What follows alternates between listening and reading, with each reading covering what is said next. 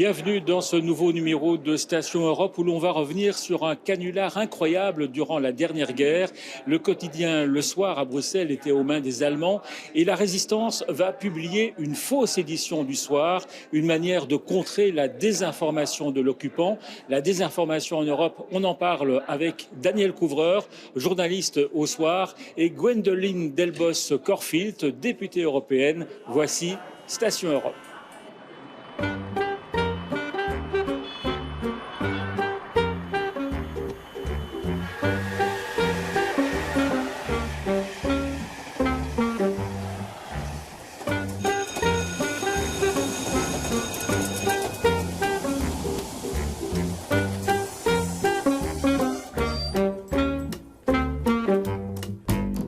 On se retrouve sur le plateau du Parlement européen à Bruxelles. Et d'abord, je vous présente Daniel Couvreur. Merci d'être avec nous. Vous êtes journaliste au Soir, spécialiste culture, et vous êtes à l'origine de cette bande dessinée qui raconte l'histoire du faux Soir. Et alors, ça fait un buzz. Les librairies sont dévalisées. Vous vous attendiez à un succès pareil ? Non, pour être franc, non. Le sujet, pour moi, était universel. C'est ce qui m'a poussé à le mettre, à le ressortir des archives et à l'actualiser, parce que c'est une bande dessinée qui met en perspective une histoire qui s'est déroulée en 1943 et les menaces qui pèsent sur la liberté de la presse aujourd'hui en Europe et dans le monde en 2022. Alors, il faut rappeler le contexte. On est durant la guerre. Le quotidien Le Soir à Bruxelles est confisqué par les Allemands qui font une espèce de propagande, mais de propagande douce, en quelque sorte. Absolument, c'est très subtil, contrairement à ce qu'on pourrait croire. On n'est pas dans un film de guerre ici, et donc ils n'arrivent pas avec leurs gros sabots pour prendre la direction d'un journal. Non, non, ils ont étudié les choses et ils veulent que la propagande soit diffusée de manière sournoise, insidieuse, et qu'elle pollue les esprits de la population sans qu'on s'en aperçoive immédiatement. Et donc, pour parvenir à leur fin, en fait, au lieu de tout simplement prendre le pouvoir dans un journal déjà favorable à leurs idées. Par exemple, la presse rexiste en Belgique était proche de l'Ordre Nouveau, et il aurait été logique de s'emparer plutôt d'un journal rexiste plutôt que du Soir. Mais non, parce que justement, si on s'empare d'un journal rexiste, on ne va toucher qu'un public qui est déjà acquis aux idées de l'Ordre Nouveau. Et donc, ils voulaient un organe de presse de large diffusion, de large audience. Et il continue à se vendre, 250 000 exemplaires, ça fait rêver. Oui. Donc, du coup, on a le plus gros tirage en Belgique à l'époque. Ce tirage ne bougera pas, donc à partir du moment où ils vont s'emparer du journal, la diffusion va rester la même. Et au départ, l'idée était de se dire, on va juste demander à la famille Rossel, propriétaire du journal, de changer de rédacteur en chef et d'y mettre bien sûr un rédacteur en chef à la solde des Allemands. Et la famille s'y est opposée strictement. Alors après quelques semaines de négociations, ils ont dit, bon basta, on a compris qu'ils ne voudraient pas, on spolie la famille, on s'empare du journal et on y met une rédaction entière à notre solde, qui était une rédaction qui venait d'un journal qui existait avant-guerre et qui venait de disparaître, le XXe siècle, qui était un journal ultra-conservateur, mussolinien plutôt qu'hitlérien. Où travaillait Hergé. Et où travaillait Hergé, c'est là où Tintin, effectivement, était né.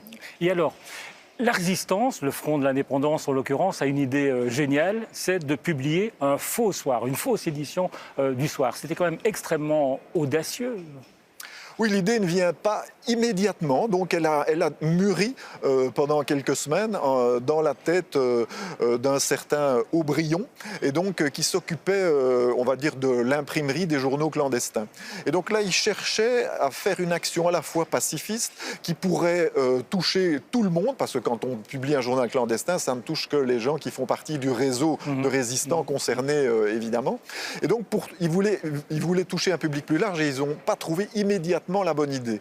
Puis un soir, il s'est dit, c'est le cas de le dire, un soir, il s'est réveillé en disant, mais c'est un faux Soir qu'il faut faire, parce que là, on va toucher effectivement l'ensemble de la population et ça aura un impact beaucoup plus considérable. Ça demande une organisation incroyable, parce qu'il faut écrire des articles, il faut imprimer le Soir en cachette, il faut parvenir à le distribuer. C'est inouï, cette organisation qu'il faut mettre en place. C'est une organisation inouïe, oui, qu'ils vont pouvoir mettre en place en une vingtaine de jours à peine, ce qui est stupéfiant, parce qu'il s'agit d'abord de trouver le papier. Trouver le papier, c'est très difficile. On est en pénurie de papier pendant la guerre, et le soir que les Allemands diffusent chaque jour n'est qu'une feuille recto-verso. Mais même si on est donc à la solde des Allemands, il est difficile de trouver suffisamment de papier que pour imprimer un journal recto-verso.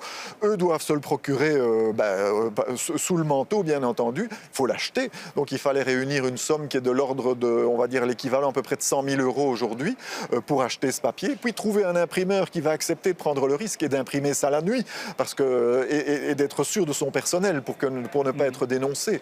Enfin, après, de stocker les journaux imprimés près des kiosques pour qu'on n'ait pas un transport trop voyant à travers la ville de ces exemplaires. Et puis, comme ils étaient incapables tout de même de faire 230 000 exemplaires, ils en ont fait 50 000, il y en avait moins. Et donc, quand on venait le livrer, il fallait livrer une pile plus petite. Et pour que le kiosquier ne se pose pas de questions, ils avaient prévu une bandelette autour qui disait, en raison d'une panne rotative, la suite du tirage vous sera livrée à 18 h. Donc, une sorte de bandelette officielle qui entourait les paquets qui étaient plus petits que d'ordinaire. Et ils ont dû le livrer avant que n'arrive le véritable soir. Oui, ça c'était finalement le plus compliqué dans le timing, puisqu'il fallait que ces journaux soient livrés aux kiosquiers qui n'étaient au courant de rien et qui ne devaient s'apercevoir de rien, seulement, on va dire, 10 minutes au maximum avant l'heure habituelle. Oui. Et donc il fallait que les journaux soient déjà déposés, en général ils avaient choisi de les déposer dans des arrière-salles de café, pas trop loin des kiosques, pour qu'il y ait le moins de trajet possible et qu'on soit dans le timing le plus rapproché de la véritable heure de dépôt des exemplaires officiels. Et alors, avec la bande dessinée, vous publiez également un fac-similé de ce faux soir. Quelle a été la réaction des Belges qui achetaient ce faux soir ? Alors là, on a eu beaucoup, dans les archives, on trouve beaucoup de témoignages de ce genre parce que, évidemment, on achète le journal, on croit acheter le journal qui d'ordinaire se trouve dans le kiosque, on ne s'aperçoit de rien au premier regard, et c'est seulement en lisant les articles, parce que le contenu est très subtil, qu'on s'aperçoit qu'il y a des choses anormales. Par exemple, il y a un roman qui s'appelle La Chambre brune, qui est un pastiche de La Chambre jaune, le premier roman du reporter Rouletabille, et dans lequel Hitler apparaît, il a un coffre-fort et le code secret de ce coffre-fort c'est Z.O.O.T. Zot. Et c'est un mot bruxellois qui veut dire fou. Et donc c'est un humour très très diffus, subtil, c'est pas la grosse caricature, et donc on s'en aperçoit doucement, et là on ne peut s'empêcher de rire. Et donc quand on voit des gens rire en lisant ce soir dans le tram ou dans la rue ou à une table de café, c'est communicatif, ça se propage dans la ville et le tirage est tout de suite épuisé. Cela dit, l'histoire s'est mal terminée.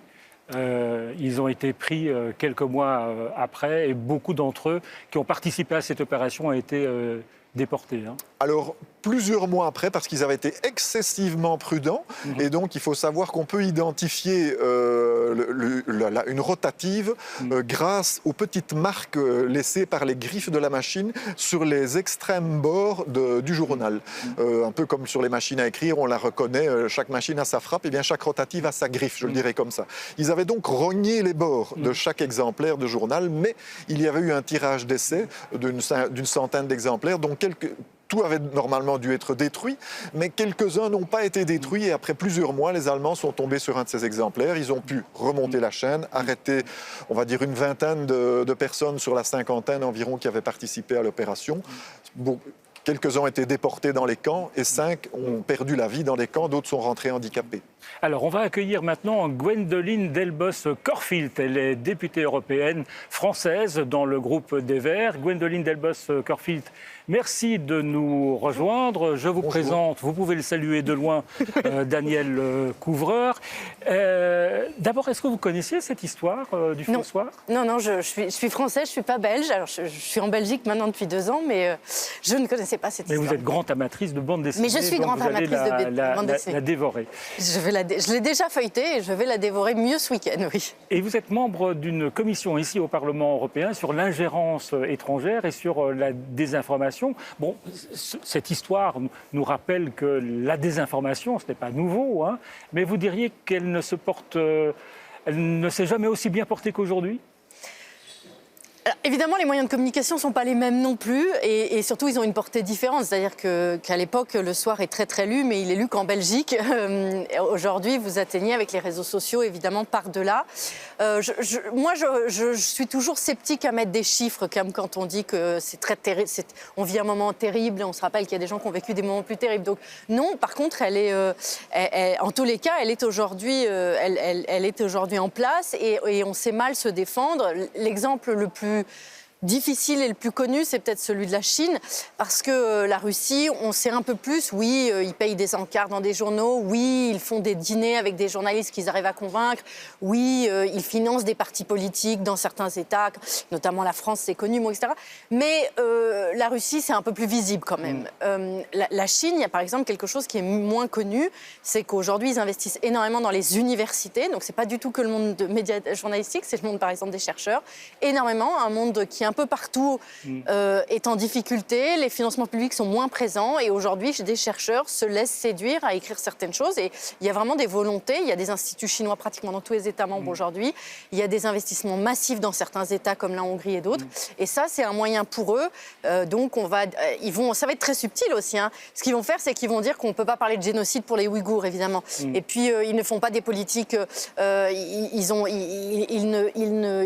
ne font pas du travail forcé, c'est de la rééducation, etc. Et ils vont obliger les chercheurs, même dans des choses qui sont censées être très scientifiques, à réécrire à travers leurs mots une autre vision de ce qui se passe aujourd'hui en Chine, qui peut être assez terrible. Mais la désinformation, elle vient toujours de l'extérieur. Vous pointez la Russie, la Chine. Emmanuel Macron avait ciblé également ces deux pays en disant qu'ils étaient à l'origine de propagande. Mais elle ne vient pas toujours de l'extérieur, la désinformation. Non, elle ne vient pas toujours de l'extérieur. C'est un petit peu quelque chose...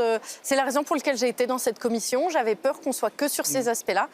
C'est facile parfois d'oublier que dans nos propres États membres, nous avons des difficultés et que ça n'est pas que les autres. On pense à la Hongrie, on pense à la Pologne. On pense à la Pologne, on pense à un métier de journaliste qui est difficile de toute manière aujourd'hui dans tous les États et une liberté de la presse qui est régulièrement menacée. Mais en Hongrie et en Pologne, on est dans une situation vraiment extrêmement semblable à celle qu'on peut lire dans cette bande dessinée, où effectivement aujourd'hui, les journaux principaux les plus lus, la télé omniprésente aux mains de l'État ne présente que la version du gouvernement et elle le fait, et là aussi ça n'a pas été fait par la violence, on ne peut pas par exemple comparer la situation en Turquie et en Hongrie. Viktor Orban, Premier ministre de Hongrie, est toujours très content de dire qu'il n'y a personne chez lui en prison, pas de journaliste en prison, parce qu'effectivement ça s'est fait par le rachat, par des proches de Viktor Orban, de toutes les radios, télé, médias numériques, etc., les plus en vue.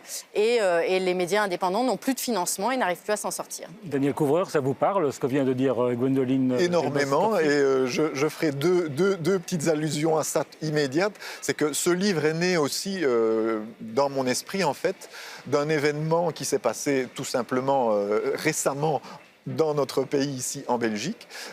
Il y avait eu les attentats à l'aéroport et dans le métro Malbec. Et à la suite de ça, la Bourse, devant la Bourse, sur la place de la Bourse, il y avait des dépôts de fleurs. C'était devenu l'endroit de recueillement où on rendait hommage aux victimes des attentats. Et un week-end, je ne sais pas si vous vous en souvenez, mais il y a eu une marche fasciste. Ils sont partis d'Anvers, ils sont passés par Malines. Donc ils étaient en train et on les suivait, on les voyait arriver partout, on les laissait passer. Les autorités ne les arrêtaient pas. Et ils sont arrivés sur les boulevards du centre de Bruxelles pour jeter toutes ces fleurs et réclamer qu'on expulse aussitôt tous les étrangers du pays, puisque bien sûr c'est eux qui avaient commis ces attentats et qu'ils étaient tous à mettre dans le même sac. Et donc je me suis dit, c'est étrange, en 1943, quand le Fossoir est sorti, au moment où il était épuisé, on l'a encore vendu quelques jours après, justement au même endroit, sur cette place de la Bourse. Et on avait l'impression que ce genre de choses ne se produirait plus, que les fascistes, on a eu leur coup, on s'en est débarrassé depuis la guerre, et qu'ils ne reviendront pas. Mais ils reviennent de manière insidieuse à travers la presse, aussi à travers, évidemment, des événements comme celui-là. Et c'est vraiment cette marche où je me suis dit, tiens, il y a ce parallèle à faire, et où l'idée de faire un livre sur ce Fossoir, et sur le fait que la liberté doit être défendue partout dans le monde, mais aussi chez nous, il ne faut pas croire qu'elle est acquise à tout jamais. Et donc c'est pour ça que ce que vous venez de dire me parlait énormément. Et au niveau de la presse aussi, puisque de la même manière, il y a des pays en Europe où la presse n'est plus totalement libre, parce que de manière, on va dire, discrète, on a mandaté des entrepreneurs privés dans certains pays pour l'acheter, et des entrepreneurs qui, bien sûr, sont proches du pouvoir. Et donc, tout ça se fait doucement. Et en fait, le public ne s'en aperçoit pas tout de suite, puisque c'est comme à l'époque, en 1943, les Allemands, ça fait 3 ans qu'ils ont mis la main sur le soir, ça fait 3 ans qu'on diffuse leur propagande dans le journal, et le tirage du journal ne baisse pas, curieusement. Et donc ces idées s'insinue dans les esprits, et la volonté des résistants était de dire halte là, il faut rappeler aux gens que la liberté, elle dépend de nous tous, mobilisons-nous. Et ils se sont réunis, il y avait un avocat, il y avait un peintre, il y avait des cafetiers, il y avait tout un petit microcosme de la société qui s'est mis ensemble pour réaliser ce faux soir et dire faisons un acte de résistance citoyen aussi. Ce n'est pas rien que des journalistes du soir ou la famille propriétaire qui était derrière cette action. C'était des gens comme vous et moi qui se sont mis ensemble pour la réaliser. Et c'est fondamental, la liberté, chacun doit se mobiliser pour la défendre. Gwendoline Delbos-Corfield, cela dit, quand on dit que des médias comme Russia Today, la chaîne russe installée en France, fait de la propagande, il n'y a pas besoin d'inventer des fake news pour trouver des raisons de critiquer l'Union européenne ou la France. Non seulement ça, et puis en plus, la manière peut-être la plus forte de faire de la propagande et la plus subtile, c'est de montrer toujours qu'un aspect des choses. Et c'est ça que parfois, effectivement, Russia Today n'a pas forcément besoin d'inventer des choses. Ils peuvent raconter des critiques réelles qui sont faites. Et puis, il y a des vrais problèmes démocratiques dans tous nos États. Il y a des problèmes d'État de droit dans tous nos États. Il y a des minorités discriminées dans tous nos États. Donc, c'est un peu facile si vous présentez que cet aspect-là. Et ça, c'est quelque chose auquel on est confronté de plus en plus. Et c'est vraiment là-dessus que fonctionnent la Hongrie et la Pologne. La Hongrie et la Pologne fonctionnent sur le fait qu'ils ne présentent que cette version-là des choses. Ils présentent rarement des choses totalement fausses, ça arrive. Hein. Ils ont dit que les vaccins, en Hongrie, ils ont dit que les vaccins ne fonctionnaient pas, les vaccins européens, et qu'avec les vaccins chinois, bon, il y a 2-3 fois où Viktor Orban dit vraiment des choses qui sont fausses, mais le plus souvent, ça n'est pas le cas, c'est juste que c'est une présentation des choses, et surtout, c'est une décrédibilisation de ce que dit l'autre camp. C'est ça aussi qui est très très fort, c'est qu'aujourd'hui, nous sommes allés en mission, le Parlement européen, en Hongrie cet automne. Nous étions tous les groupes représentés, c'est les règles d'une mission du Parlement, tous les groupes étaient représentés, nous étions donc 7 parlementaires, 5 vraiment investis, 2 moins investis, puisque c'est les groupes ici d'extrême droite qui étaient donc proches du gouvernement, donc ils sont moins investis. Dans les 5, on était 5 femmes. On allait de ce qu'on pourrait considérer l'extrême gauche, en tous les cas la gauche-gauche, une suédoise, au grand groupe majoritaire ici, le PPE, une chrétienne démocrate luxembourgeoise. Et dans la presse hongroise, nous avons été présentés les 5, d'abord comme 5 femmes folles, hein, on était les 5 crazy women, et en plus, on était tous leftist liberals. Et donc aujourd'hui, en Hongrie, il n'y a que 2 manières de voir le monde. Selon cette propagande-là, il y a les libéraux de gauche, et ça va jusqu'aux chrétiens démocrates, vous voyez bien la logique de ça, et eux. Et le monde se partage entre ces 2 visions. Donc il y a des manières très subtiles de faire de la propagande qui ne sont pas simples. On ne raconte pas forcément n'importe quoi, on présente qu'une partie des choses. Et alors la désinformation, elle est démultipliée à cause des réseaux sociaux, de Facebook en particulier. Je me souviens que vous aviez auditionné ici au Parlement européen Frances Haugen, la lanceuse d'alerte qui a travaillé chez Facebook et qui dénonce notamment les algorithmes qui favorisent en quelque sorte les messages les plus extrêmes. Ce n'est pas nécessairement délibéré, mais les algorithmes, effectivement, vont favoriser les messages les plus durs, les plus radicaux. En même temps, Facebook dit on a engagé 40 000 personnes cette année pour surveiller les fake news. Alors, est-ce qu'il faut croire la bonne volonté de... D'abord, c'est très récent qu'ils s'y mettent, mais c'est vrai qu'ils s'y mettent. Le travail est énorme, donc il y aura un chemin à faire long avant qu'il y ait des ressources suffisantes. Oui, ça tient à 2 choses, la problématique. La première problématique, c'est qu'on se dit tous c'est gratuit, Internet. Facebook, la lecture de plein de journaux sont gratuites. Voilà. Pourquoi c'est gratuit? Parce qu'évidemment, il y a cette histoire de publicité derrière qui paye. Et de fait, surtout qu'on récupère nos données. Voilà. Et donc, plus eux, ils ont les plateformes, elles ont besoin de choses qui créent beaucoup d'attention. Pour créer beaucoup d'attention, il faut des propos très polémiques. Si vous faites des propos trop sympathiques, trop consensuels, ça a très peu d'intérêt. Donc ils vont faire des propos polémiques et c'est là où on arrive au fait que tout ce qui est violent, haineux et désinformation fonctionne très très bien. La deuxième chose, c'est que les algorithmes sont construits globalement, professionnellement par des hommes blancs et par des hommes blancs aisés. Et ça, c'est parce que c'est le monde technologique. Aujourd'hui, il n'y a pas assez de femmes qui travaillent dans ces milieux-là. Donc, ils sont créés sur des biais qui sont ces biais-là. Et donc, effectivement, ils discriminent les minorités, les femmes, etc. C'est les deux raisons. Donc, aujourd'hui, on a besoin que les plateformes, elles travaillent sur ces algorithmes, elles les modifient, elles soient beaucoup plus vigilantes par rapport à ce qu'ils font et qu'ils mettent des ressources humaines parce que, évidemment, la machine ne comprendra jamais toutes les subtilités. Voilà. S'ils font ça, on va y arriver. Est-ce qu'il faut compter sur Facebook pour contrôler les contenus ou est-ce qu'il ne faut pas une agence européenne, une agence extérieure? Il faut tout. Que c'est toujours pareil, c'est que tous les outils sont utiles. C'est rare les situations où le blanc ou le noir marche. Oui. Je sais bien que beaucoup de mes collègues aimeraient que ce soit comme ça, mais c'est pas vrai. Il faut tout. Il faut que les plateformes elles-mêmes, elles ont quand même énormément d'argent, donc elles doivent mettre des ressources à disposition. Elles ne mettent pas assez de gens là-dessus, ça c'est sûr. Elles ne doivent pas que engranger des profits, elles doivent aussi, voilà. Et puis il faut effectivement qu'il y ait un regard d'État là-dessus, parce que par contre, si on laissait les plateformes supprimer d'elles-mêmes, là ça deviendrait très dangereux. Justement, moi ma grande inquiétude, c'est parfois ça que je dis à des collègues qui veulent aller très loin dans le pouvoir des plateformes pour supprimer, c'est que évidemment, si demain, Facebook, pour faire plaisir à Orban, elle peut décider de supprimer des contenus qui ne plaisent pas à Orban. Donc il faut toujours qu'il y ait un juge impliqué, il faut que les autres États aient un regard dessus, il faut une vision européenne, oui. Gwendoline Delbos-Corfield, à côté de vous, 2 enveloppes avec une bonne question, l'enveloppe rouge. Non, l'enveloppe verte et une mauvaise, l'enveloppe rouge. Vous prenez laquelle et vous prenez la verte que vous lisez à haute voix. Êtes-vous sur Facebook ?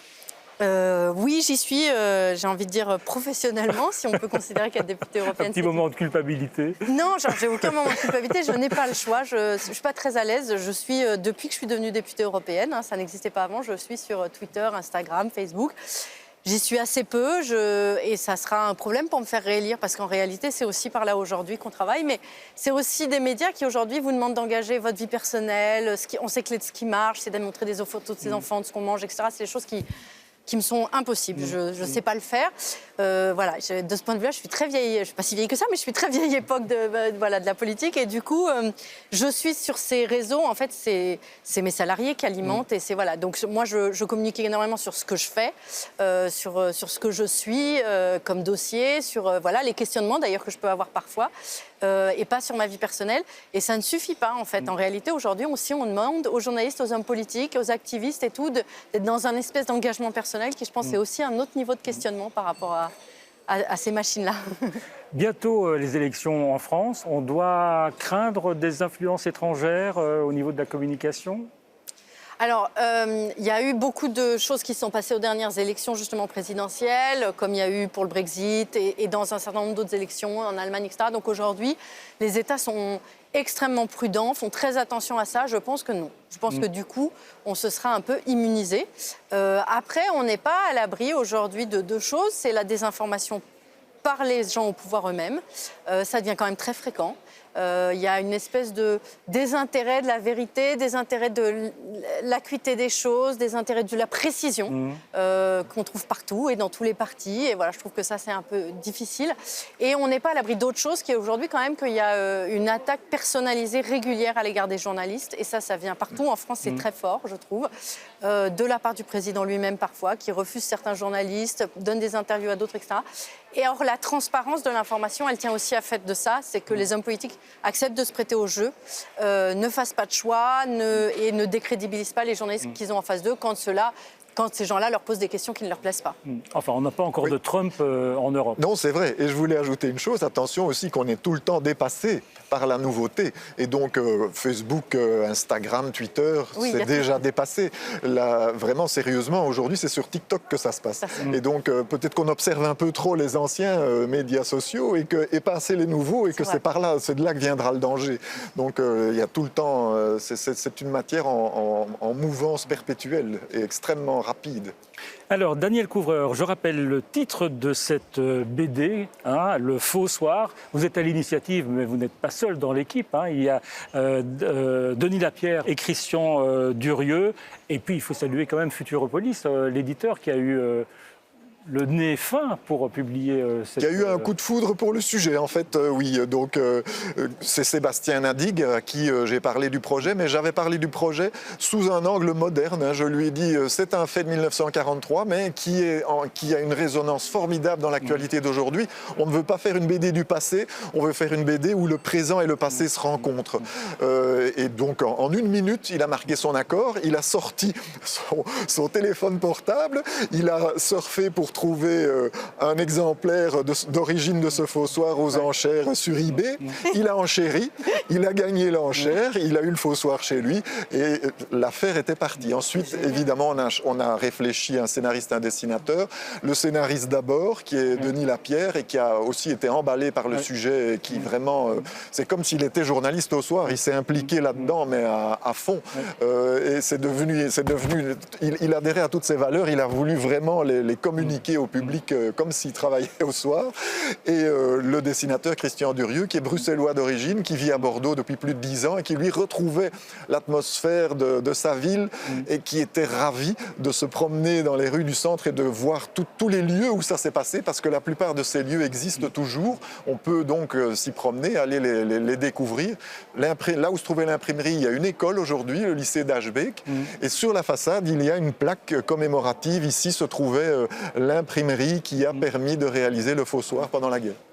Daniel Couvreur, Gwendoline Delbos-Corfitt, merci de vous être arrêté à Station Europe. Merci à Pascal Simard et à toute l'équipe qui a réalisé cette émission ici au Parlement européen. Et on se retrouve dans 2 semaines pour un nouveau numéro de Station Europe.